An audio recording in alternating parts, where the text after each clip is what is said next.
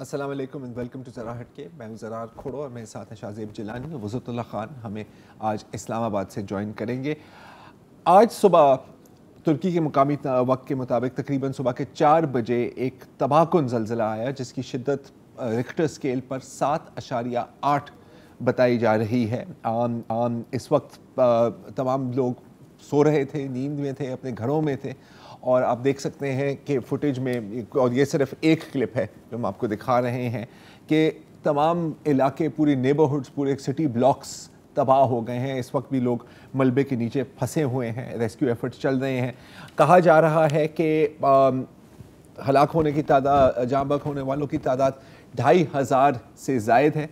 ये जो ज़लज़ला आया है ये तुर्की के जनूब मशरक़ी इलाके में आया है और सिर्फ ये नहीं कि एक ज़लज़ला आया था, इस ज़लज़ले के तकरीबन 2-3 घंटे बाद ही एक और ज़लज़ला आया इतनी ही शिद्दत का 7.6 मैग्नीट्यूड रिक्टर स्केल पर। और इतना ये एक डेवस्टेटिंग अर्थक्वेक है कि शाम तक भी इसके असरात हैं और शाम में जो इस वक्त सिचुएशन है उसके बारे में हमें ज़्यादा कुछ नहीं पता, लेकिन यहाँ भी कहा जा रहा है कि 1000 से ज़ायद। इतना हमें पता है कि इसकी जो शिद्दत है वो सीरिया में तो है ही है, लेकिन ये लुबनान और इसराइल तक महसूस किया गया। लुबनान और इसराइल तक, और इटली में सुनामी वार्निंग भी जारी हुई। सुनामी वार्निंग आई है इसकी वजह से। अभी हम तुर्की पे ज़्यादा बात करेंगे, लेकिन शाम का सिर्फ इतना कि चूँकि 12 साल से खाना जंगी है, कुछ इलाकों पे गवर्नमेंट का कंट्रोल है, कुछ पे शिद्दत पसंद हैं, जंगजू हैं। वहाँ पे हमें पता है कि बहुत सारे लोग पहले हिजरत कर चुके हैं, लेकिन जो मौजूद हैं वहाँ तक पहुँचना बहुत मुश्किल होगा और वो रह भी ज़्यादातर खेमों में है, खेमों में है, तो हमें नहीं पता। अच्छा, ये जो ज़लज़ला आया है इसकी शिद्दत इस वक्त समझना इसलिए मुश्किल है क्योंकि एक तो बहुत दूर दराज इलाके हैं, लेकिन मैं आपको थोड़ा सा बताना चाह रहा हूँ कि इस वक्त जो हम बात कर रहे हैं कि 2500 हमें के बारे में इस वक्त हमें पता है, कोई लोग 3000 की बात कर रहे हैं। खदशा ये है कि ये तादाद बढ़ेगी, और वो इसलिए कि अगर आप तुर्की के साइज़मिक मैप देखें, दो बहुत बड़ी फॉल्ट लाइन्स हैं। एक है नॉर्थ एनाटोलियन फॉल्ट लाइन जिस पट्टी पर ये ज़लज़ला आया है, जो ऊपर आप लाल पट्टी देख रहे हैं, और फिर इसके साथ जुड़ी हुई अगर आप राइट साइड पर एक पट्टी देख रहे हैं लाल रंग की, वो है ईस्ट एनाटोलियन फॉल्ट। और ये वो हैं जहाँ पर एनाटोलियन प्लेट और यूरेशिया की प्लेट साथ टकराती हैं। आप इससे अंदाज़ा लगा सकते हैं कि 1939 में जब नॉर्थ ईस्टर्न तुर्की में 7.6 की शिद्दत का एक ज़लज़ला आया था, उसमें 30,000 से ज़ायद लोग जान बहक हुए थे तब। और अभी 1999 में इज़मीत नाम के एक शहर में, ये मशरक़ी तुर्की में है, वहाँ पर जब ज़लज़ला आया था 7.4 की शिद्दत का, उसमें 17,000 से ज़ायद लोग मरे थे। अच्छा, ये जो आपने बात की, आपने कहा था ना तब, तो इस वक्त तो आबादी जिस तादाद से बड़ी है और जिस किस्म की कंस्ट्रक्शन है आप देख रहे हैं, तो खदशा ये है कि अल्लाह माफ़ करे, लेकिन कैजुअल्टीज़ को राइज़ करने का बहुत बड़ी यहाँ पे फिक्र है। हमें इस वक्त ज्वाइन कर रहे हैं हमारे साथी मुबशिर जो इस्तांबुल में हैं, सुबह से इस अर्थक्वेक की कवरेज भी देख रहे हैं, उसको फॉलो भी कर रहे हैं। मुबशिर, इस वक्त कितना मुश्किल है उन इलाकों तक रसाई, क्योंकि एक तो शदीद सर्दी भी है और फिर ये पहाड़ी इलाके भी हैं, कुछ दूर दराज इलाके भी हैं। अगर आप हमें एक थोड़ी सी पिक्चर बताएं कि इस वक्त तुर्की में क्या हो रहा है। देखिए ज़रा, जब ये ज़लज़ला आया और जैसे आपने कहा कि इतना अलग सुबह आया था जब सब लोग सो रहे थे, और इसकी डेवस्टेशन के बारे में कुछ तो आपने बताया। मैं सिर्फ क्योंकि आपने 1939 का जिक्र किया, तो तुर्की के जो सदर हैं रजब तैयब एर्दोआन, उन्होंने भी कहा कि 1939 के बाद ये सबसे बड़ा ज़लज़ला है। यानी जो 1999 का आपने तज़किरा किया जिसमें 17,000 लोग मरे थे, उससे भी स्केल वो बहुत ज़्यादा है। तो इस सारी सूरत हाल में एक बहुत बड़ी रेस्क्यू एफर्ट की ज़रूरत है। शायद कहना नहीं चाहिए, लेकिन लोग कह रहे हैं कि शायद 20 से 25,000 लोग इवेंचुअली आपको पता लगेगा कि इसकी कैजुअल्टीज़ हैं। अगर हम पिछले अर्थक्वेक के साथ कंपेयर भी करें तो लगता है कि ऐसे। एक बहुत बड़ी वजह इसकी ये भी है कि मशरूम ग्रोथ और अर्बनाइजेशन जो हुई है, ये वही इलाके हैं, और तुर्की में हमेशा ज़लज़ले आते हैं। 1999 इज़मीत के जो ज़लज़ले की बात की, उसके बाद ज़ाहिर है कि जैसे यहाँ पाकिस्तान में जो कश्मीर वाला अर्थक्वेक हुआ था, उसके बाद भी बात हुई थी कि जी हम अर्थक्वेक रेजिस्टेंट हाउसिंग बनाएंगे। اب مانا کہ ترکی کا انتظامیہ ہمارے سے تھوڑا سا بہتر ہے لیکن اتنا بھی بہتر نہیں ہے، اور وہاں پر بھی ابھی میں جو بھی رپورٹس پڑھ رہا تھا TRT پہ یا الجزیرہ پہ یا BBC پہ، ان میں یہی کہا جا رہا ہے کہ اگر زیادہ سے زیادہ 4 سے 5% بلڈنگز بنی ہوں گی جو ارتھ کوئک ریزسٹنٹ ہے، باقی وہی کھلا کھاتا چل رہا ہے، اور آپ دیکھتے ہیں ساری ویژولز میں کہ گرے ہوئے ہیں۔ جی مبشر، آپ ریسکیو آپریشنز کی بات کر رہے تھے، تو صبح سے مجھے بہت میسیجز آئے ہیں یہاں پر پاکستان سے ہی اور پاکستانیوں کے ہی، اور وہ یہ سوال پوچھ رہے ہیں کہ مطلب مانا کہ دینے کے لیے ہمارے پاس زیادہ کچھ نہیں ہے، لیکن جو لوگ مدد کرنا چاہتے ہیں وہ کن تنظیموں کے ساتھ سے رجوع کریں؟ اگر آپ تھوڑی سی ہمیں اس بارے میں انفارمیشن دے سکیں۔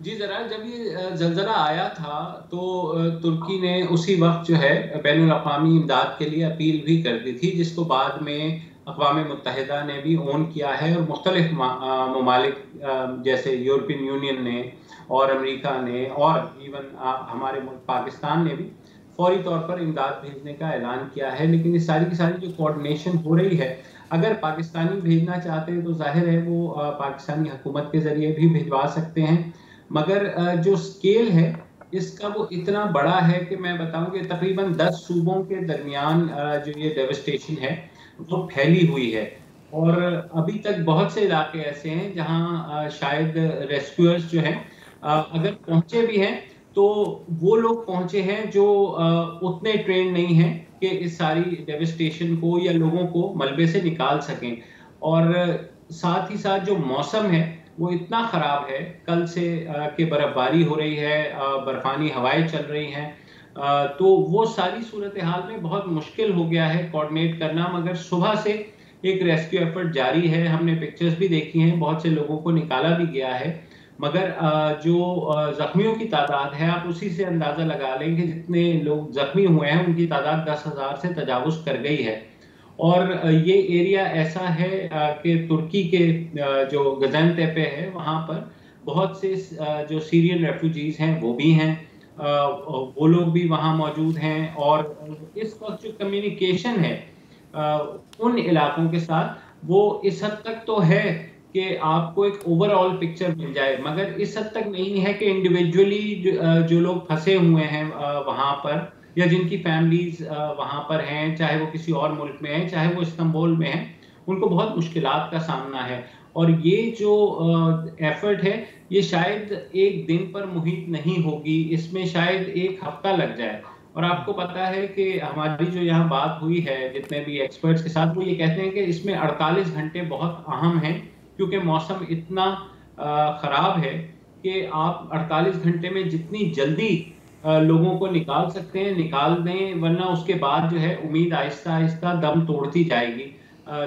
کوشش حکومت کی یہی ہے کہ جس حد تک ہو سکے وہاں پہنچا جائے، مگر آپ کو پتا ہے انٹرنیشنل جو تنظیمیں ہیں وہ بھی پہنچ تو گئی ہیں، مگر ابھی تک انہوں نے وہاں ریسکیو کا جو کام ہے وہ شروع نہیں کیا ہے، فلائٹس نہیں جا رہی ہیں، وہاں پر آپ کو گاڑی کے ذریعے بھیجنا پڑے گی چیزیں، بہت سی جگہ ڈیوسٹیشنز ایسی ہوئی ہیں کہ وہاں آپ فضائی امداد جو ہے وہ بھی خراب موسم کی وجہ سے ممکن نہیں ہے، تو لوگوں کا بہت برا حال ہے۔ جو موسم ہے اس وقت وہ اتنا خراب ہے، تو آپ سوچئے کہ اس وقت لاکھوں لوگ کھلے آسمان تلے بیٹھے ہوئے ہیں، بہت سی ایسی عمارتیں سکولز کی یا جو ڈیمیج زیادہ نہیں ہوئی لوگوں کو اس میں موو کیا گیا ہے، مگر یہ اتنا بڑا سکیل ہے اس ڈیوسٹیشن کا، اس تباہی کا، کہ آپ جو ہے اس میں ابھی بھی بہت بڑی ایک ایفرٹ اور مربوط ایفرٹ چاہیے کہ اس ساری صورتحال سے نمٹا جائے، اور یہ صرف میں ترکی کر رہا ہوں، سیریا کے اندر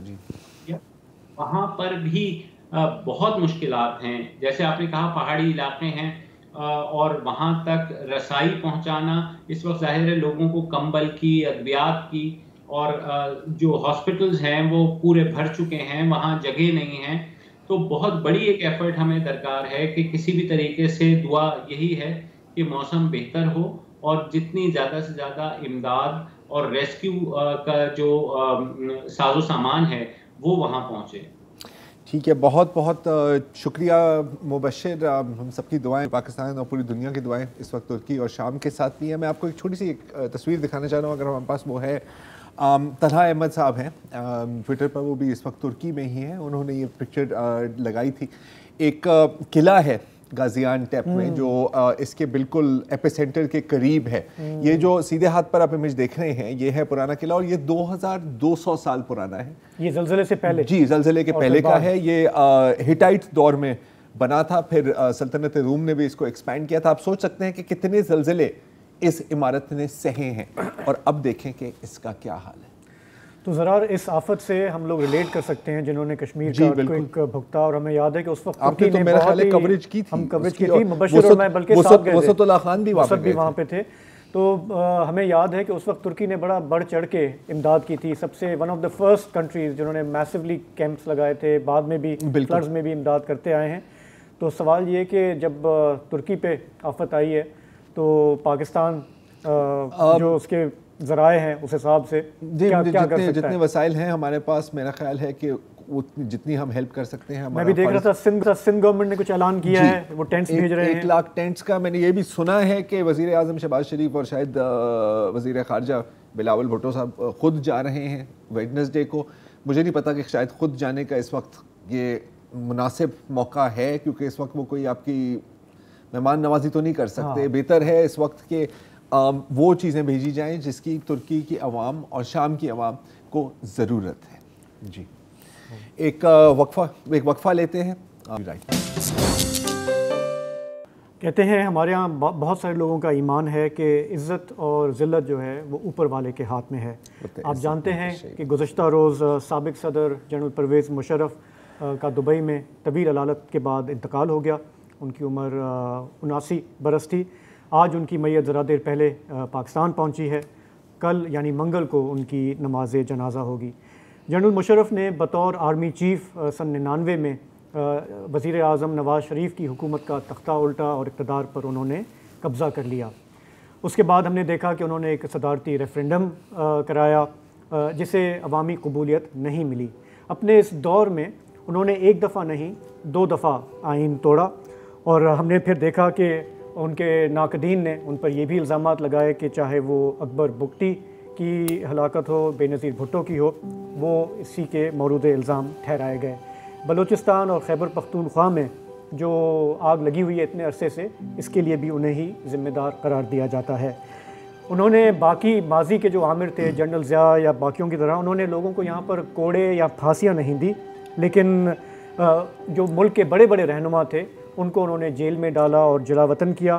بعد میں ہم نے دیکھا کہ وہ خود بھی ایک لمبا عرصہ جلا وطنی میں گزارنے میں مصروف ہوئے.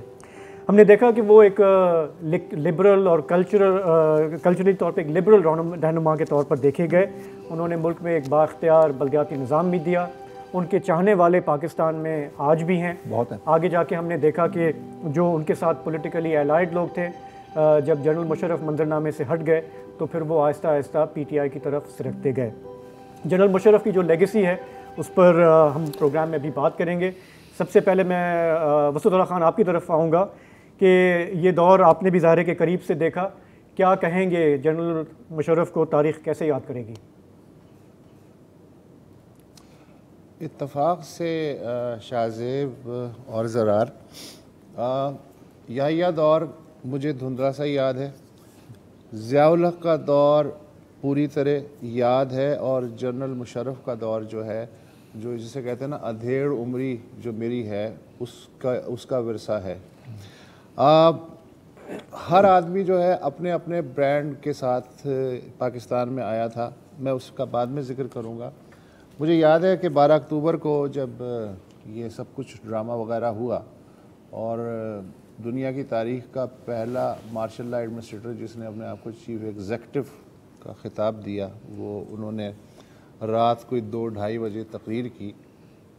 تو ایک کھلا ڈولا آدمی جو کہ لگی لپٹی کے بغیر بات کرنے والا ہے, پھر چونکہ ان کا ٹرکی کا بھی بیک گراؤنڈ تھا, ان کے والد وہاں رہے تھے طویل عرصے تک, تو اتا ترک کی ایک بازگشت سنائی دی کہ پاکستان کو بھی ایک اتا ترک مل گیا ہے.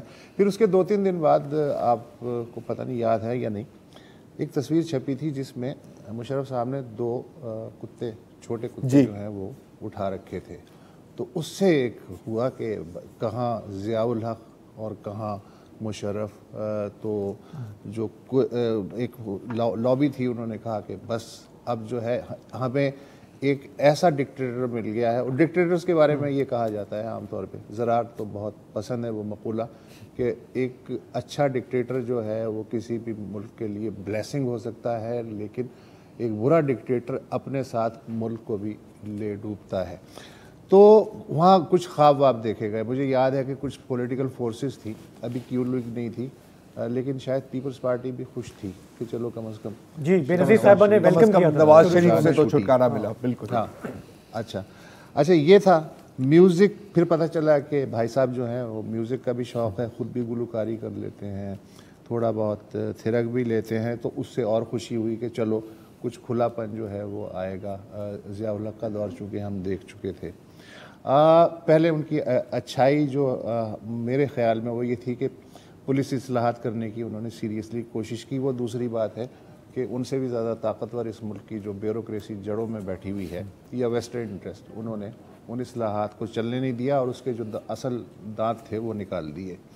پھر انہوں نے ایک کام یہ کیا, جیسی کیسی بھی جمہوریت تھی, خواتین کی نشستیں بہرحال انہوں نے بڑھائیں, اوپر سے لے کے نیچے تک. ہر اسمبلی میں تقریباً 30% سے ابو نشستیں جو ہیں پہلی بار دیکھنے میں آئیں. یہ ایک اچھا تھا.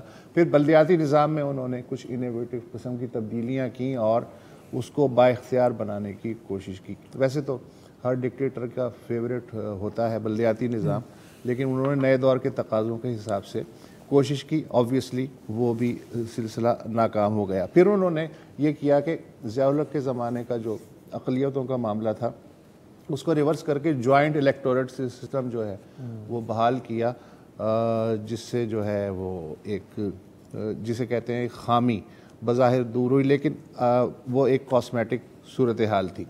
اچھا یہ تو ہو گئی ان کی کچھ اصلاحات جو شروع میں تھی. پھر نیب کا جو ادارہ بنایا اس سے امید ہو چلی کہ جی جو پچھلا جو احتساب کا ڈرامہ تھا, جیسے ایوب خان کا ایبڈو تھا یا خان نے 313 افسر نکالے تھے, یا ضیاء الحق نے پہلے احتساب اور پھر انتخاب کا نعرہ لگایا تھا, اس سے مختلف ایک سیریس انسٹیٹیوشنلائز قسم کی ایفرٹ نیب کے نام پہ شروع ہوئی. جنرل امجد کے زمانے میں امید بھی تھی کہ سب پہ ہاتھ ڈالا جائے گا, لیکن وہ امید جو ہے وہ چند مہینوں میں ہی دم توڑ گئی. یہ ہوا. اور اب آتے ہیں کہ انہوں نے اصل میں جو چمتکار دکھایا, ہائیبرڈ پولیٹیکل سسٹم. ان سے پہلے پاکستان میں ایک واضح تھی کہ یا تو فوجی نظام ہے یا سویلین نظام ہے, لیکن ان بھائی صاحب نے ایک مرکب بنایا کہ بظاہر سویلین فسائڈ ہے, لیکن پیچھے جو ہے وہ پاور کا محور جو ہے وہ کہیں اور ہے. جڑواں شہر ہے, ایک شہر میں فساد ہے اور دوسرے شہر میں محور ہے.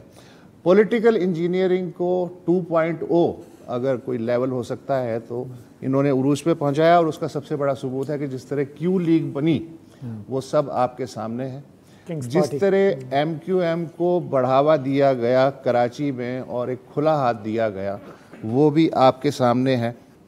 پھر ہر عامر نے سویلین محکموں میں ظاہر ہے کہ ریٹائرڈ فوجی افسر تھے, ان کو کھپانے کی کوشش کی, لیکن ان کے دور میں کہا یہ جاتا ہے کہ ریکارڈ تعداد میں جو ریٹائرڈ فوجی افسر تھے ان کو سویلین ذمہ داریاں سونپی گئیں.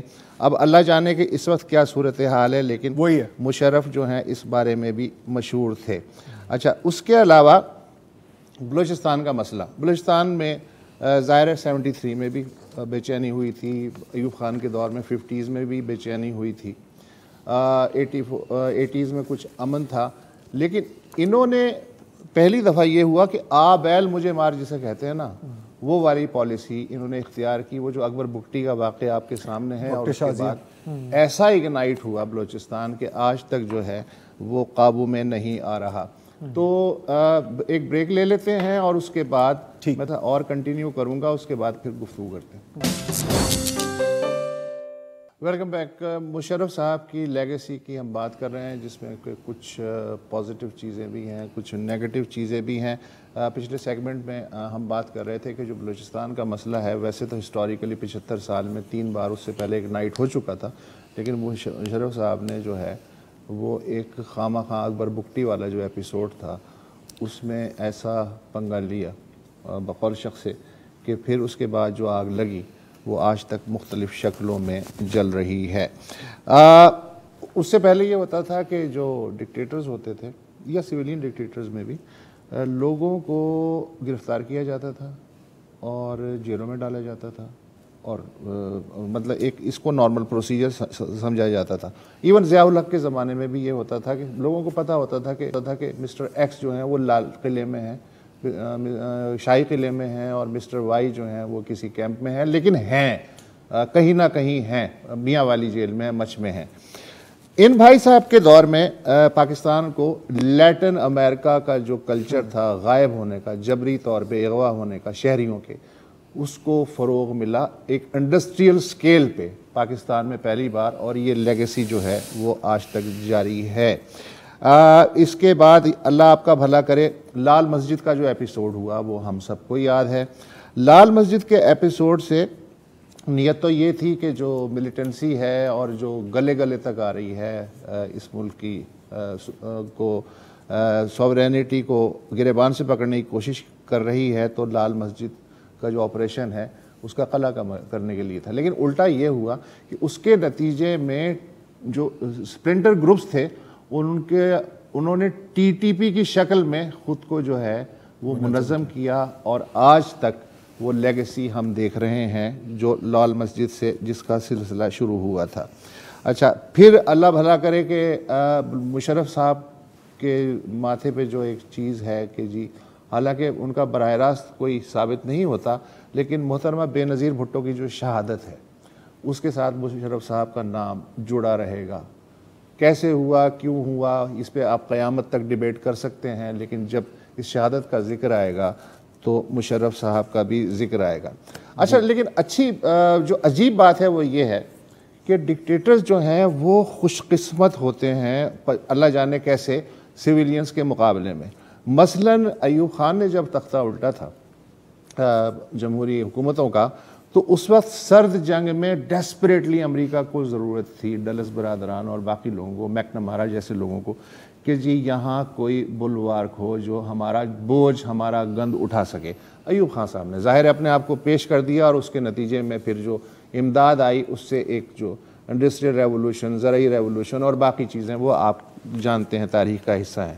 یحییٰ خان جو ہیں ان کو بھی ایک موقع مل گیا, چین کے ساتھ امریکہ اپنے تعلقات بحال کرنا چاہ رہا تھا, تو یحییٰ خان نے اپنی خدمات پیش کر دیں, تو اس کے بعد یحییٰ خان کو بھی ایک نرم گوشہ مل گیا. وہ ایک الگ بات تھی کہ انہوں نے خود جو ہے وہ مشرقی پاکستان میں جو کچھ ہوا تو اپنے اقتدار کی قبر اپنے ہاتھوں سے کھود لی. ضیاء الحق کو بلی کے بھاگوں چھینکا ٹوٹا, جیسے بھی وہ آیا لیجیٹمیسی کا مسئلہ تھا شروع میں, لیکن پھر سوویت یونین کی جو افغانستان میں مداخلت ہے اس کی وجہ سے ضیاء حکومت جو ہے وہ لیجیٹمائز ہو گئی اور مغرب کی ڈارلنگ بن گئی, اور مشرف صاحب کو 9/11 مل گیا کہ جس کی وجہ سے وہ لیجیٹمائز ہو گئے اور مغرب کی ڈارلنگ بن گئے, اور پھر انہوں نے 8 سال اس طرح نکال دیے. اچھا, یہ ہوا. اور اس کے بعد ایوب, اچھا ہوا دکھانے میں یہ لوگ ایکسپرٹ ہوتے ہیں. مثلا ایوب خان نے ہوا یہ دکھایا کہ اگر اس وقت ہم نے مداخلت نہیں کی تو لیفٹ کا لوگ یعنی کمیونسٹ جو ہیں وہ ٹیک اوور کر لیں گے. اس وقت جو ہے امریکہ ظاہر ہے کہ جہاں ریڈ کا نام سنتا تھا تو اس کے کان اور آنکھ اور پتہ نہیں کیا کیا ریڈ ہو جاتا تھا, تو ایوب خان کو انہوں نے ایک گرین سگنل دیا. ضیاء الحق نے یہ بخار دکھایا تھا کہ بھائی صاحب یہ جو سوویت یونین ہے صرف کابل تک محدود نہیں رہے گا, یہ ہاٹ واٹرز تک آئے گا, لہٰذا آپ کو میری مدد کرنی لازم ہے. تو ویسٹ جو ہے وہ پینیکی تھا, انہوں نے کہا ٹھیک ہے جی. تو اس بات کو اس نے چالاکی سے استعمال کیا. مشرف صاحب نے کہا جی کہ 9/11 ہو چکا ہے, اسلامی بنیاد پرستی جو ہے وہ ایک نیوکلیئر پاکستان کو ٹیک اوور کر لے گی, ورنہ آپ میرا ساتھ دیں. اور پھر جو اسلامی جمہوری اتحاد نے جو ایک الیکٹورل کامیابی حاصل کی تھی تو اس کا ہوا جو ہے انہوں نے بیچا, اور پھر بعد میں وہ وانٹڈ جو ٹیررسٹ تھے ان کے ساتھ ساتھ پتہ نہیں کون کون جو ہے وہ ڈالروں میں بیچا, وہ ان دا لائن آف فائر میں آپ پڑھ سکتے ہیں جی. اچھا, یہ جو ببل تھا کہ جی مشرف دور میں اکانومی بہت مضبوط ہوئی, یہ ببل جو ہے یہ ڈالرز نے کریٹ کیا تھا جو 9/11 کے بعد یہاں آنے شروع ہوئے تھے. بالکل ضیاء الحق کے دور میں جو ایک اکنامک سٹیبلٹی کا ببل تھا وہ افغان جنگ کے جو ڈالرز ہیں ان کی مدد سے ہوا تھا، بالکل جیسے سرد جنگ میں ایوب خان نے جو بھرپور ساتھ دیا تھا. اچھا یہ جو اس کے ببل نے جو ہے صنعتی ترقی اور سبز انقلاب کا ایلیوژن پیش کیا. تو یہ خوش قسمت لوگ ہوتے ہیں. اچھا ہوا یہ کہ اینڈ میں یہی ہوتا ہے کہ پاکستان کا جو سیاسی اور سماجی ڈھانچہ ہے وہ بار بار اس طرح کی ضربات لگنے سے پھر بعد میں آپ کو جس طرح کا یہ اس وقت ڈھیر نظر آ رہا ہے یہ لیگیسی وہاں تک جاتی ہے. عجیب بات یہ ہے کہ پچھلے تینوں ڈکٹیٹر قومی پرچم میں لپیٹ کے ان کی تدفین ہوئی. اب دیکھنا یہ ہے کہ مشرف صاحب کے ساتھ کیا ہو. بالکل. اچھا یہ جو بات ہے ابھی آج بھی آپ پچھلے 2-3 دنوں میں آپ کسی سے بھی بات کریں تو بہت لوگ آپ کو کہیں گے نا مشرف کا دور بہت اچھا تھا یار. میں کل اپنے دانش بھائی ہمارے جن سے بال کٹاتے ہیں انہوں نے کہا یار اس وقت دیکھیں پیسہ تھا ہماری جیب میں، پیسہ تھا ہماری جیب میں. اچھا اب یہ جو ابھی وسعت نے کہا نا ببل کی بات کی تو یہ بڑی انٹرسٹنگ بات ہے. ہم ابھی بات کرتے ہیں نا اسحاق ڈار کی کیا اس نے ڈالر کو پیک، شوکت عزیز نے بھی وہی کیا تھا. صرف فرق کیا تھا اس وقت ڈالر آ رہے تھے، اس وقت جو آپ کی جو انٹرنیشنل فائنینشیل انسٹیٹیوشنز ہیں وہ فیوریبل تھے. جیسے کہ پیٹرولیم سبسڈی کی ہم بات کرتے ہیں نا کہ یار خان صاحب نے پیٹرولیم سبسڈی بیڑا غرق کر دیا، پھر انہوں نے بھی کوئی 3-4 مہینے چلائی. سب سے جو لمبی پیٹرولیم پرائز سبسڈی ہے پاکستان کی تاریخ میں وہ تو شوکت عزیز کی تھی، لیکن اس وقت پیسے آ رہے تھے. اچھا کیا وہ واقعی ڈیولپمنٹ تھی؟ نہیں، کیونکہ نوٹ آ رہا تھا آپ خرچ رہے تھے، وہی کنزمپشن بیسڈ اکانومی. اور اس کا ثبوت کیا ہے کہ جیسے ہی وہ حکومت جاتی ہے، نئی حکومت آتی ہے تو ان کو آپ کو دوبارہ آپ کے ایکسچینج ریٹ آپ کا نیچے گیا، آپ کی اکانومی ٹینک ہوئی، آپ کے فارن ریزروز نیچے گئے اور آپ کو دوبارہ IMF کے پاس جانا تھا. تو وہ ایک مصنوعی ترقی تھی ایک طرح سے نا، it was a fake thing. اچھا ایک اور چیز بھی میرا خیال ہے ایک طرح سے فیک کی تھی اور وہ تھی انلائٹنڈ ماڈریشن، رائٹ. اب جیسے آج ہم بات کریں کسی بھی آپ فار ایگزامپل آپ میرا خیال ہے کہ آپ 99% ہماری جو شوبز انڈسٹری کو لے لیں یا آپ اربن یوتھ کو لے لیں وہ کہیں گے کہ جی وی لو ہم. ٹھیک ہے، اس وقت بھی لو کرتے تھے اور میں کریڈٹ دیتا ہوں کہ آج بھی اس پر قائم ہے. ایٹ لیسٹ کنسسٹنسی بھی ایک چیز ہوتی ہے. اور وہ تھی کہ یار ایک تو مشرف صاحب نا ہماری فینٹیسیز میں فٹ آتے ہیں. جیسے ابھی وسعت نے کہا نا اینٹائزیا، وہ مجھے یاد ہے وہ پہلی تقریر ہے، میں نے بھی کہا یار کیا بندہ ہے یار، شاید ہمیں واقعی ایک اتاتورک کی ضرورت ہے. لیکن وہ صرف لائف سٹائل تک ہی محدود رہتی ہے نا چیزیں. آپ نے مطلب صحیح ہے آپ نے انٹرٹینمنٹ کھولی، آپ نے میڈیا چینلز کو فروغ دیا، this is Y V R sitting here today, let's be real about it. لیکن پھر مجھے یاد آتا ہے کہ جب مختار بی بی کا کیس آیا تھا تو کیا کہا تھا وہ مشرف نے نا کہ یہ تو اب ریپ کرواتی ہیں کینیڈا کا ویزا لگانے کے لیے. بلوچستان کا ہم ذکر کرتے ہیں تو ہم ڈاکٹر شازیہ کو مت بھولیں، وہاں پر کیا ہوا تھا. یہی امپیونٹی کی وجہ سے بلوچستان کو آگ لگی تھی اور پھر ظاہر ہے Akbar Bugti and the rest is history. Ultimately جب لیجٹمیسی کی بات آتی ہے نا یا شاہزیب و وسعت، کوئی ڈکٹیٹر جتنا بھی بڑا ڈکٹیٹر ہو الٹیمیٹلی وہ چاہتا ہے کہ لوگ میرے سے پیار کریں اور اس کو بتایا بھی جاتا ہے اس کے ارد گرد جو لوگ ہوتے ہیں کہ سر آپ ہی ہیں. آپ کو یاد نہیں ہے جب یہ آ رہے تھے واپس پاکستان ایگزائل سے کیا کہا تھا کہ میرے فیس بک فالوورز جو ہیں وہ لاکھوں میں ہیں، اتنے سارے لوگ مجھ سے پیار کرتے ہیں. عمران خان سے زیادہ میرے فیس بک فالوور ہیں. اور وہ جب آئے تھے نا ایئرپورٹ ہم گئے تھے کوریج کے لیے، میں حیران ہو گیا، وہاں پہ چند 100 لوگ تھے اور ہم نے کہا یار یہ مشرف صاحب کیا سوچ کر واپس آ رہے ہیں، وہ کیا سمجھ رہے ہیں کہ پاکستان کی میں نے خدمت کی ہے، لوگ میرے لیے باہر نکلیں گے. دیکھیں آپ خود بھی ایک ببل میں ہوتے ہو نا، ہاں باقی آپ کی پوری پالیسی ببل ہے لیکن آپ اس ببل کے اندر ہو، آپ کے لیے وہ ببل ریئل ہے. تو یہ میں آپ کو بتاؤں آپ کی کبھی ملاقات ہوئی ان سے؟ میری نہیں کبھی ملاقات. میری ان سے کوئی 4-5 ملاقاتیں ہوئیں، BBC والے زمانے میں، لنڈن میں ہوئیں، کیمپ ڈیوڈ میں he was the only Pakistani leader جو ان کو جارج بش نے انوائٹ کیا تھا، UN میں ہوئیں، کیوبا میں ایک دفعہ ملاقاتیں ہوئیں. اور میں آپ کو بتاؤں کہ جس طرح ابھی وسعت بھی بتا رہے تھے ہر ہمارے ہم صحافیوں کے دور میں نا ایک لیڈر ہوتا ہے جو آپ کو وہ ڈیفائننگ ہوتا ہے. جی تو مشرف صاحب کو بہت کلوزلی ہم نے کور بھی کیا، واچ بھی کیا، اور ان کا جو یہ نعرہ ہوتا تھا سب سے پہلے پاکستان، مجھے یہ لگتا ہے کہ ہی ریئلی مینٹ اٹ. لیکن وہ اس میں صرف جو چیز وہ بات نہیں کہتے تھے وہ کہتے تھے کہ سب سے پہلے پاکستان لیکن under my command. Of course ٹھیک ہے نا. تو جب انہوں نے اپنی ذات کو ہر چیز کے میں سینٹر میں رکھا اور اپنے گرد پورا ایک سسٹم بنایا، وہ کیا. ہمارے ہاں میں صرف اتنا کہوں گا کہ ہم مشرف صاحب پہ اینڈلیسلی بات کر سکتے ہیں، لیکن ان کا جو بھی ابھی ہم دیکھ رہے ہیں، آج سینٹ نے آپ نے دیکھا کہ انہوں نے انکار کیا کہ ہم دعائے مغفرت نہیں کریں گے، جو میرے خیال سے تھوڑا سا اس سے ظاہر ہوتا ہے کہ غم و غصہ کتنا ہے ان کے لیے نا. ایک حلقہ وہ ہے جیسے ہم نے کہا جو ان کو پسند کرتا ہے، لیکن ایک بہت بڑا حلقہ وہ ہے جو ان کے ریسیونگ اینڈ پہ تھا، اور وہ ان کو اتنا بھی معاف نہیں کرتا کہ ان کی ڈیتھ ہو گئی ہے تو جاوید ہاشمی کو کتنے سال جیل، ٹھیک ہے نا. کہنے کا مقصد یہ کہ اشانیاں ہیں آئندہ کے تالے آزماؤں کے لیے، کہ جب آپ طاقت میں ہوتے ہیں آپ اس کا غرور کرتے ہیں، آپ سمجھتے ہیں کہ سب کچھ آپ کے نیچے ہے، لیکن یہ جو بار بار ہمارے سیاستدان کہتے ہیں نا کہ تاریخ کا اپنا فیصلہ ہوتا ہے، اسے یاد رکھنا چاہیے. اور یاد رکھو کہ تم فانی ہو، یاد رکھو کہ تم فانی ہو. تو مشرف صاحب پہ ہم میرا کل بھی بات کریں گے. ابھی ہمارا ایک بریک کا ٹائم ہوا ہے، بریک پہ چلتے ہیں. Welcome back. اگر میں اپنے آپ سے اور آپ سے سچ بولنے کی کوشش کروں تو یہ تسلیم کرنا پڑتا ہے کہ ہمارا جو معاشرہ ہے وہ درندوں کا معاشرہ ہے. ہم درندے ہیں. بلکہ میں تو یہ بھی کہوں گا کہ یہ معاشرہ کم ہے بلکہ ایک زو ہے جس میں مرد حضرات کھلے گھوم رہے ہیں اور خواتین سلاخوں کے پیچھے ہیں. اور بلکہ شاید یہ بھی کہنا درست نہیں ہے، کیونکہ کم از کم اگر آپ سلاخوں کے پیچھے ہیں تو آپ عوام سے یا ان درندوں سے آپ محفوظ رہ سکتی ہیں، لیکن اس ملک میں خواتین محفوظ نہیں ہیں. اچھا لگے برا لگے یہ حقیقت ہے میری نظر میں. پچھلے 48 گھنٹے کا اگر ہم دیکھیں، صرف اگر چلے پچھلے 3 دن کو ہم لے لیں، 4 واقعات ہوئے ہیں ریپ اور گینگ ریپ کے. بہاولپور میں ایک 15 سال کی لڑکی کو بندوق کی نوک پر اپنی والدہ کے سامنے گینگ ریپ کیا گیا. بلدیہ میں، کراچی شہر میں کہ بلدیہ ٹاؤن میں ایک اور 15 سال کی لڑکی کو 4 لوگوں نے گینگ ریپ کیا. اس کو اغوا کیا گیا، بے ہوش کیا گیا اور ایک رکشاؤں میں ایک ابینڈنڈ ہاؤس میں لے جایا گیا. وہاڑی پنجاب کا ایک ضلع ہے وہاڑی، وہاں پر ایک 18 سال کی بس ہوسٹس کو بس کے ڈرائیور اور کنڈکٹر، اگر میں صحیح درست مجھے یاد ہے، چلتی بس میں اس کو ریپ کیا. ایک دوسرے کی مدد بھی کی اس میں. اور پھر ایک اور بھی کیس آیا ہے جو اس کے بارے میں آپ سب کو پتہ ہے.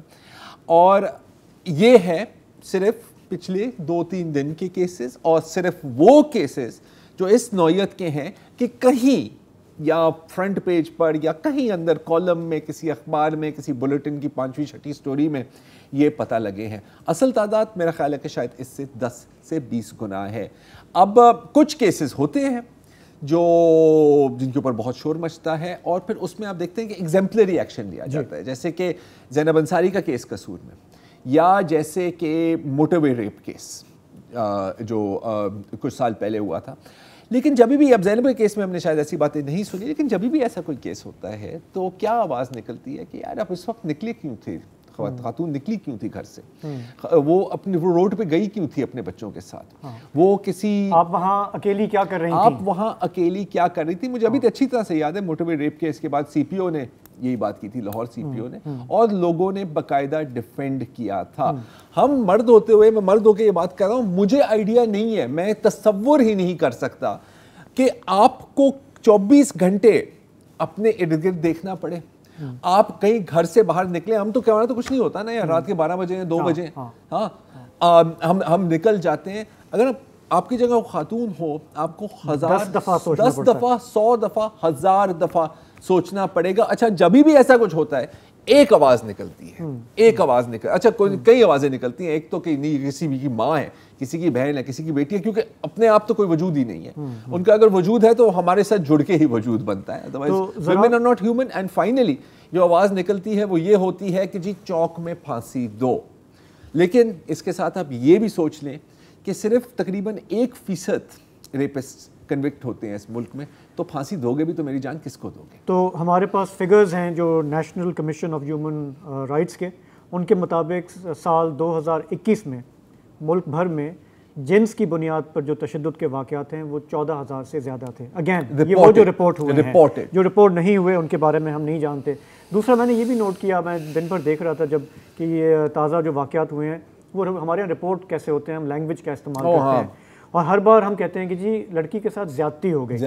اب میں نے دل میں سوچا، میں نے کہا زرار تو روز میرے ساتھ پروگرام میں زیادتی کرتا ہے، بولنے نہیں دیتا مجھے، تو وہ بھی تو ایک زیادتی ہے.